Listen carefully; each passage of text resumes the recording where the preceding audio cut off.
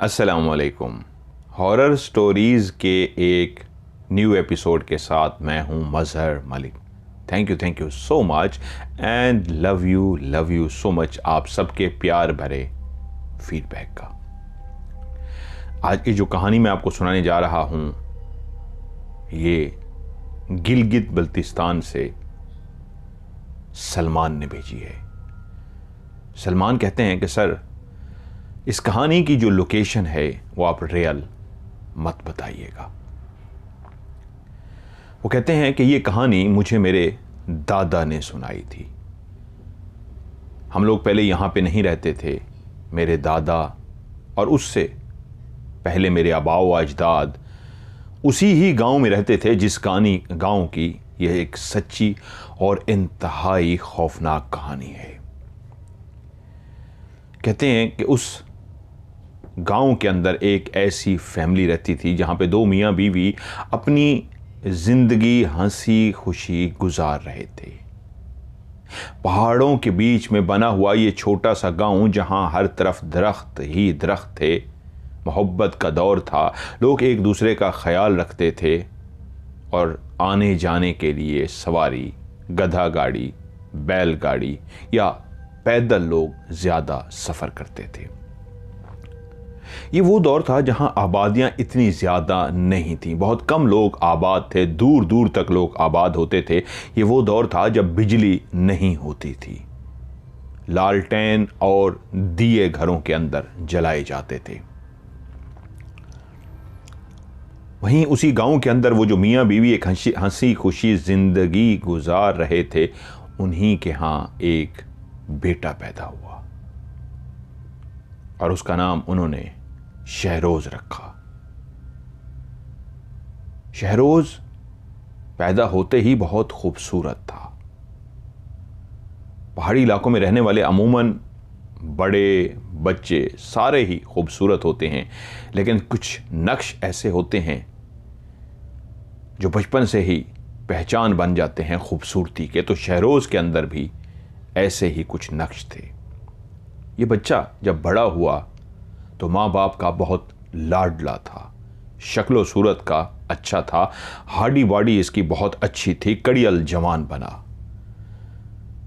लेकिन शायद किस्मत ने कुछ और लिख रखा था। बाप अल्लाह को प्यारा हो गया।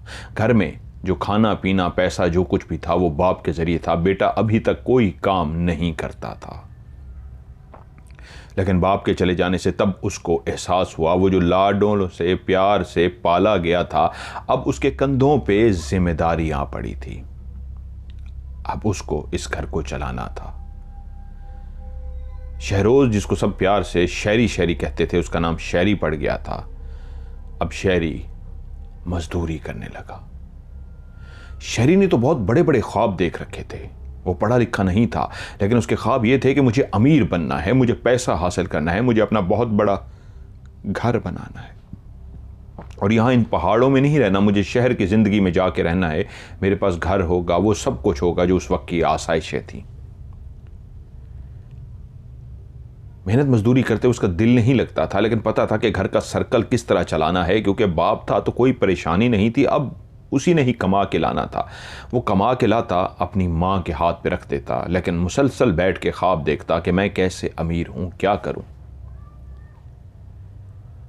उसने कुछ बहुत ज़्यादा दोस्त नहीं बनाए थे, 2-3 उसके दोस्त थे और वहाँ वो चलते हुए अक्सर पहाड़ की एक चोटी पे जाके अकेला बैठा रहता था। काफ़ी वक्त गुजारता। उसके दोस्त उससे अक्सर पूछते कि यार शहरी, तुझे डर नहीं लगता? तो शहरी कहता, किस बात का डर? वो कहते, यहाँ बुजुर्गों ने भी कहा है, हमें भी महसूस हुआ है, रात होते ही यहाँ पे ना नज़र आने वाली मखलूक जिनको जिन्नात कहते हैं वो बहुत नज़र आते हैं। तुम्हें जिन्नात से डर नहीं लगता? तुम्हें अंधेरे से डर नहीं लगता? तो एक ज़ोरदार कहका लगाता और कहता, किस चीज़ का डर? मुझे कभी किसी जिन भूत से डर नहीं लगा। अगर कभी मेरे सामने आ भी गया तो मैं देख लूँगा, मैं इन चीज़ों से नहीं डरता। और ये बात सच थी। शहरी बहुत बहादुर था, वो इस मखलूक से कतई नहीं डरता था, लेकिन अभी तक उसका इस मखलूक से पाला नहीं पड़ा था। वक्त कुछ और गुजरा, उसकी माँ भी इस दुनिया से चल बसी। अब उसके पास कुल सरमाया उसका वो घर था जिसके अंदर एक बहुत बड़ा सहन, एक बरामदा और 2 कमरों पे मुश्तमिल बना हुआ घर।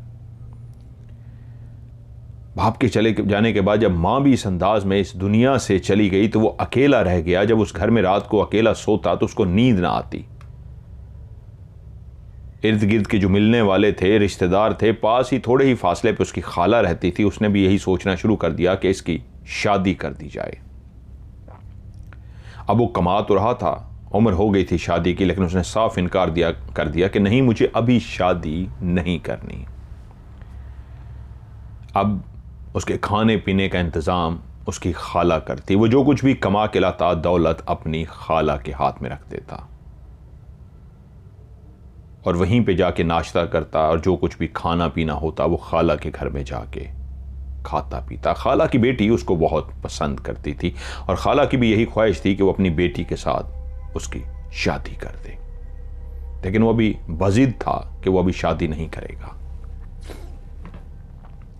और उसके शादी ना करने की जो वजह थी वो थी कि वो पहले अमीर होना चाहता था। ऐसे हालात में वो शादी नहीं करना चाहता था। एक रात वो घर से निकला, खाला के घर से उसने खाना खाया तो उसको सीधा घर जाना चाहिए था, उसके सोने का वक्त था, लेकिन वो चलता हुआ उसी पहाड़ की चोटी की तरफ चला गया जहां वो अक्सर जाके दिन की रोशनी में या शाम को बैठता था। आज पहली दफा ऐसा था कि वो रात के टाइम वहां पे आके बैठ गया। वो काफी देर तक ऐसे खामोशी से बैठा रहा। वहीं उसके कानों में एक लड़की का जोरदार कहका सुनाई दिया। वो एकदम से अपने ख्यालों से जो खोया हुआ था चौंका और उसने मुड़ के इधर उधर देखा। कहीं पे भी कोई लड़की नहीं थी, लेकिन एक जोरदार कहका वो क्लियर सुन चुका था। रात के इस पहर गांव से काफी दूर ऊंची चोटी पे कौन इस वक्त हो सकता है? गांव की लड़की तो कभी भी रात के इस पहर यहां नहीं आ सकती थी। ये किसने कहका लगाया है? वो इन सोचों में मसरूफ था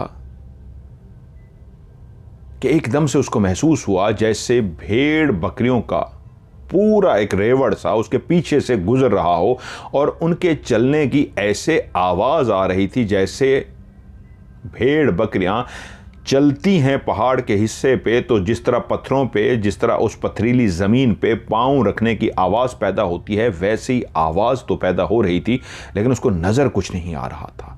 और हैरत की बात यह थी कि भेड़ बकरियां जब गुजरती हैं तो वो बोलती ज़रूर हैं। कोई ना कोई भेड़ बकरी मुंह से आवाज़ ज़रूर निकालती है। किसी की कोई आवाज़ नहीं थी एक सिवाय एक रेवड़ के जो वहां से गुजर रहा था खामोशी के साथ। वो जिस पत्थर में बैठा हुआ था उससे उठ के खड़ा हो गया था। ये सोचना शुरू हो गया कि ये क्या मंजर है। यहां तक कि बाकायदा उस पथरीली जमीन से हल्की हल्की मट्टी भी फजा में उसी तरह उड़ना शुरू हो गई जैसे जानवरों के कदम रखने से मट्टी उड़ती है। और वो हैरत में डूबा ये देख रहा था कि मेरे कान सुन पा रहे हैं लेकिन मेरी आंखें देख नहीं पा रही। खुदाया मंजर क्या है।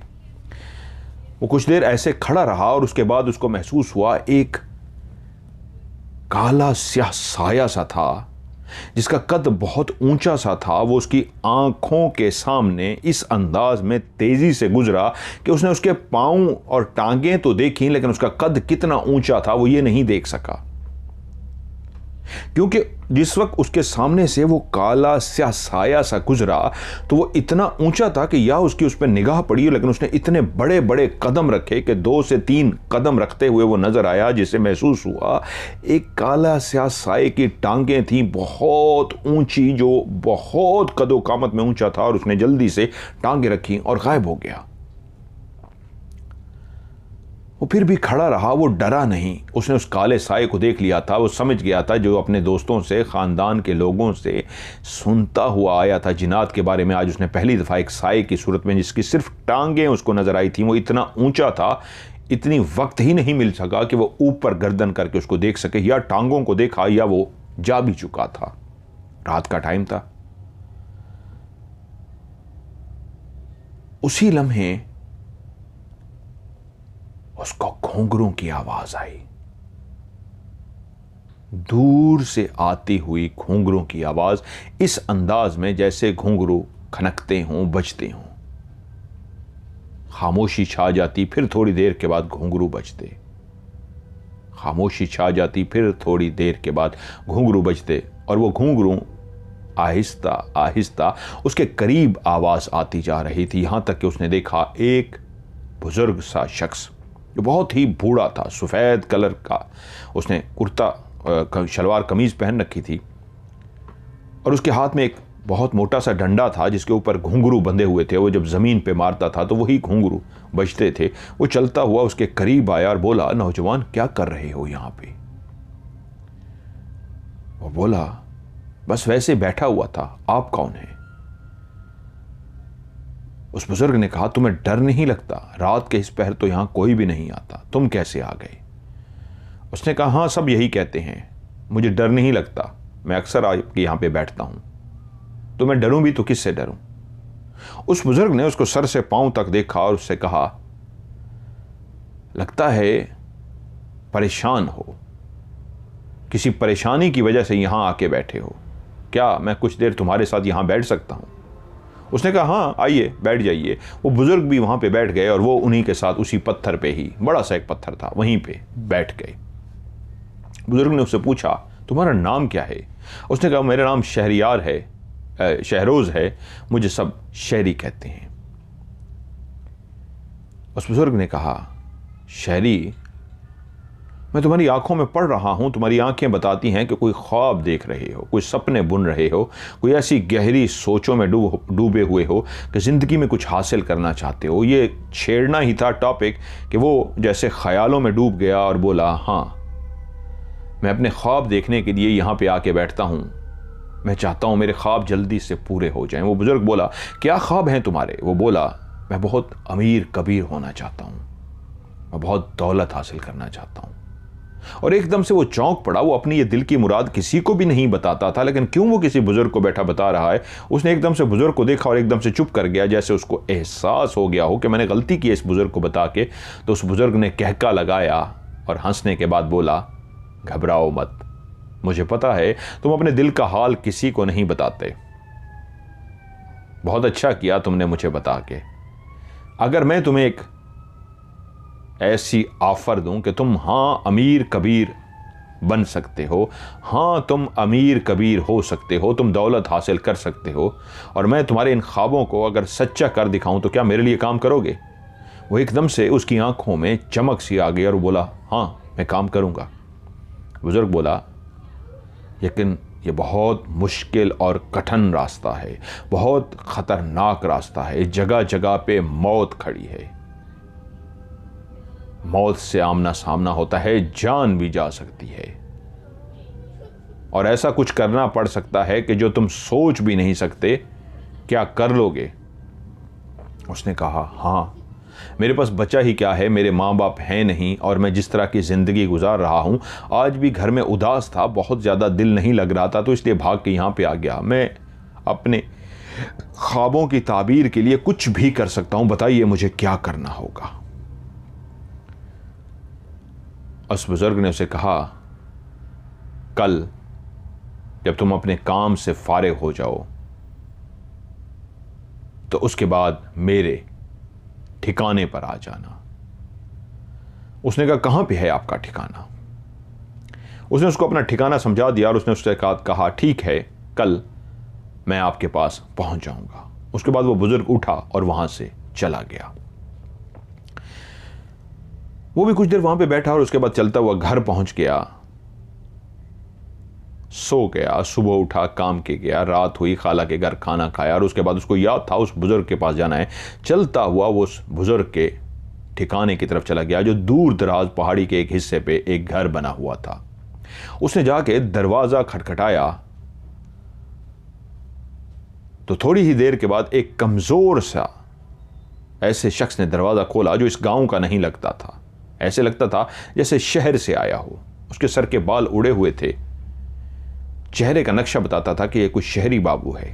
कपड़े भी उसी अंदाज के पहन रखे थे। उसने उससे कहा, मुझे बाबा जी से मिलना है। उस शख्स ने कहा, रुको मैं अभी आता हूं। वो अंदर गया और थोड़ी देर के बाद आके दरवाजा खोल दिया, कहते आ जाओ। जब अंदर गए तो उसने देखा बाबा जी एक कमरे में नीचे ज़मीन पर बैठे हुए हैं। नीचे इस अंदाज में बैठने का एहतमाम किया गया है कि जो भी आए नीचे बैठे। वो एक हाथ में कुछ अजीबो गरीब सी बनी हुई तस्बीह टाइप सी कोई चीज़ थी, जो तस्बीह की तरह दाने थे उसमें, लेकिन वो हड्डियों के बने हुए थे। जानवरों की जो छोटी छोटी हड्डियां होती हैं, वो हड्डियां परोई गई थी धागे के अंदर, वो उन हड्डियों को पढ़ रहे थे। शहरोज को देखा तो हाथ का इशारा किया, बैठ जाओ। शहरोज सामने बैठ गया। आंखें बंद करके वो कुछ देर पढ़ते रहे और उसके बाद आंखें खोल दी और कहा, कल उन आवाजों को सुन लिया था। शहरोज चौंका, किन आवाजों को? कहता, उन्हीं आवाजों को जो मट्टी उड़ाती हुई वहां से बहुत सी मखलूक वहां से गुजर रही थी, जो तुम समझे थे कि कोई जानवर है, वो जानवर नहीं थे। ये वही मखलूक थी जिनके पीछे उनका पहरेदार जा रहा था, जिसकी टांगों को तुमने देख लिया था। वो टांगें तो याद है ना? तो एकदम चौंका और बोला, हाँ वो मुझे टांगें याद हैं। तो उसने कहा, वही मखलूक ही थी जो आगे सारी गुजर रही थी, जिसको तुम जानवर समझ बैठे थे। वो जानवर नहीं थे। और मुझे अंदाज़ा हो गया है तुम्हें उनसे डर नहीं लगा, ऐसा ही है ना? उसने कहा, हाँ मैंने पहली दफ़ा देखा उसको, उस साये को, लेकिन मुझे उससे डर नहीं लगा। उस बुजुर्ग ने कहा, हम तुम्हें अपनी सरपरस्ती में लेना चाहते हैं, हम तुम्हें अपनी शागिर्दी में लेना चाहते हैं। तुम इस गांव के सबसे बहादुर लड़के हो, लेकिन मसला यह है तुम्हें सबूत देना होगा कि तुम वाकई बहुत बहादुर लड़के हो। अगर तुम सबूत देने में कामयाब हो गए तो समझो हमारे पास जो कुछ भी है वो हमें तुम्हें सब अता कर देंगे। उसके मिलते ही तुम जो चाहो अपने लिए ज़िंदगी में हासिल कर सकते हो, और हम भी अमर हो जाएंगे। वो कुछ बातों को समझ नहीं पा रहा था, लेकिन बोला, मैं तैयार हूं, मुझे क्या करना होगा? उसने बुजुर्ग ने कहा, सिर्फ एक रात के लिए ऐसा काम करके दिखाना होगा कि हमें पता लग जाए कुछ तुम कर भी सकते हो। लेकिन एक बात हम तुम्हें क्लियर कह दें, जो कुछ तुम करने जा रहे हो उसकी वापसी नहीं है। हम तुमसे ऐसा कुछ करवाएंगे कि अपनी दिल की हर मुराद को पूरा कर लोगे, लेकिन वापसी नहीं हो सकेगी। अभी भी वक्त है, उठो और चले जाओ। और अगर हामी भर ली और एक दफा हमने जो कुछ भी तुम्हें बता दिया कि ये कुछ करना है, तो सुनने के बाद भी फिर वापस नहीं जा सकोगे, नुकसान उठाओगे। अभी कहते हैं चले जाओ, ये कांटों भरा रास्ता है, ये मौत का रास्ता है। उसने कहा, मैं तैयार हूं। उसने कहा, फिर सोच लो। उसने कहा, मैं तैयार हूं। वो तीसरी दफा बोले, फिर से सोच लो, आखिरी मर्तबा पूछता हूं, वरना जा नहीं सकोगे। हो सकता है तुम्हें कुछ ऐसा करना पड़े कि जिसको तुम्हारा दिमाग कबूल ना करे। कर लोगे? वो कुछ देर सोचता रहा और उसके बाद बोला, मैं सब कुछ कर लूंगा, मुझे कुछ भी करना पड़ा मैं उसके करने के लिए तैयार हूं। उसके अंदर एक जुनून सा आ गया था, और उस जुनून को देख के वो बाबा मुस्कुराया और बोला, ठीक है, तुमने कबूल किया। तुम्हें अपने आप को मनवाने के लिए एक अमल करना होगा, एक रात का अमल। वो बोला, बोलिए। वो बाबा उससे बोला, तुम्हें कब्रिस्तान में जाना होगा जब हम तुम्हें बुलाएं, और वहां कब्र के अंदर बैठ के मुर्दे के साथ जिस्मानी ताल्लुक बनाना होगा, और वहां पे बैठ के कुछ पढ़ना होगा। ये तुम्हारा पहला इम्तिहान है। अगर तुम इस इम्तिहान में कामयाब हो गए तो उसके बाद तुमसे एक बड़ा काम कराया जाएगा, और वो एक ऐसा बड़ा काम होगा जो तुम सोच भी नहीं सकते, जिसको तुमने सिर्फ टांगों की हद तक देखा था, जिसका कद आसमां को छू रहा था, जिसके 2 से 4 कदम के सामने ही वो चलता हुआ गायब हो गया था। वो काला स्याह साया जो इतने अपने आगे इन जिन्नात को लेके जा रहा था, वो उनका सरदार था। वो भेड़ बकरियां नहीं थी, वो सारे जिन्नात थे। एक पूरा कबीला था जो वहां से गुजर रहा था, और उनका रखवाला उनके पीछे वो देव था, वो सरदार था जो पीछे जा रहा था। जो कुछ मेरे पास है और जो कुछ मैं तुमसे कराऊंगा वो तुमने कर लिया, तो वो सारे जिन्नात और उनके पीछे जाने वाला वो देव तुम्हारा होगा। तुम जो चाहे उनसे काम ले सकते हो। तुम तो दौलत की बात करते हो, तुम्हारे मन में जो भी होगा वो पूरा हो जाएगा। मैंने अपनी पूरी जिंदगी चिल्ले काटते हुए गुजार दी है और अपनी ज़िंदगी का सबसे आखिरी चिल्ला मैं काटना चाहता हूँ, और उसके लिए मुझे एक ऐसे नौजवान की ज़रूरत थी जो बहुत ही बहादुर हो। ऐसा बहादुर कि आखिरी चिल्ला जो मैं करने जा रहा हूँ, यहाँ मैं बैठ के पढ़ूंगा, उधर वो मेरा साथ देगा, और अगर उसने कर दिखाया तो मैं अमर हो जाऊंगा और मेरे पास जो कुछ भी है वो उसका हो जाएगा। क्या तुम इसके लिए तैयार हो? वो ये सारी बातें सुन के हैरान हो गया, लेकिन बोला, हाँ मैं इसके लिए तैयार हूं। और शेरी बिल्कुल रेडी हो चुका था वो सब कुछ करने के लिए जो बुजुर्ग उससे कराना चाह रहा था।